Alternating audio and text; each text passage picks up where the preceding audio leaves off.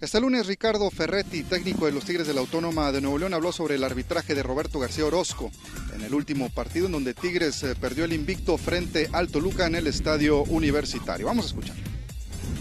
Roberto es apenas su segundo partido. Viene después de un largo tiempo de no estar actuando. Entonces es como el jugador novato ¿no? Que vuelve a cometer ciertos errores que uno dice, pues no es posible, ¿no?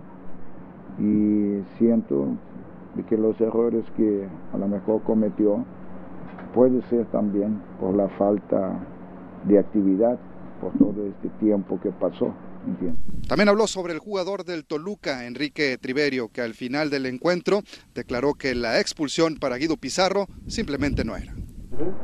Triverio, la verdad, fue honesto en después del partido decir que no era expulsión.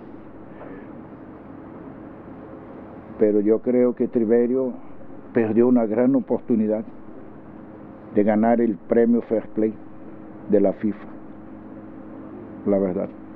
Porque si dentro del partido Triverio llega y dice, señor, no es expulsión, wow. Ahorita sería el mayor ejemplo de nuestro fútbol mexicano.